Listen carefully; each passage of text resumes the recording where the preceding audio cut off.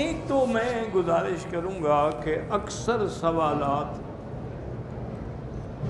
جو مولانا طارق جمیل صاحب مدد ذلہ کے بارے میں ہوتے ہیں مجھ سے پوچھے جاتے ہیں، یہ بات غلط ہے۔ سب سے پہلی بات یہ ہے کہ جب حضرت مولانا طارق جمیل صاحب الحمدللہ زندہ سلامت موجود ہیں، آپ ان کو ٹیلی فون کر کے پوچھ لیں تاکہ وہ آپ کی تسلی کرا دیں۔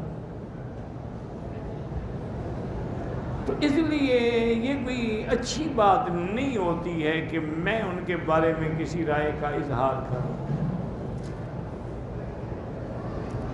احمد رضا خان نے جب حضرت تھانوی رحمۃ اللہ علیہ کے خلاف کفر کا فتویٰ دیا اور گمراہ کہا اور نعوذ باللہ گالیاں دی، تو ایک دن کسی خالص مرید نے خلیفے نے کہا کہ حضرت احمد رضا خان آپ کو بڑی گالیاں دیتا ہے۔ انہوں نے فرمایا کہ بھائی اس کا کیا قصور ہے؟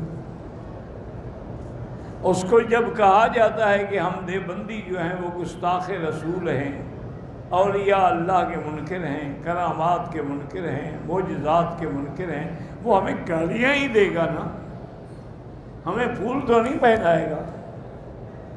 البتہ ایک ان کا گناہ ہے احمد رضا خان کا کہ وہ بھی زندہ ہے، میں بھی زندہ ہوں، تو مجھ سے رجوع کر کے پوچھ لے کہ اس مسئلے میں آپ کیا کہتے ہیں، اس کے بعد بات کریں۔ یہ تو نہیں ہے کہ خود لوگوں کی سنی سنائی پہ چل پڑے۔ اس لیے آپ لوگ سب سے پہلے تو ان سے پوچھا کریں۔ دوسری جو بات انہوں نے کی ہے کہ بھی اگر شلوار ٹخنوں کے نیچے ہے یا پینٹ نیچے ہے نماز تو ہو جاتی ہے، اس میں کوئی شک نہیں، لیکن اس کا ٹخنوں کے نیچے ہونا گناہ ہے،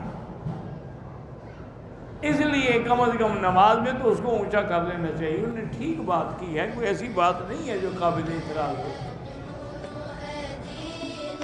من مكة حبيبي نور سطع المدينة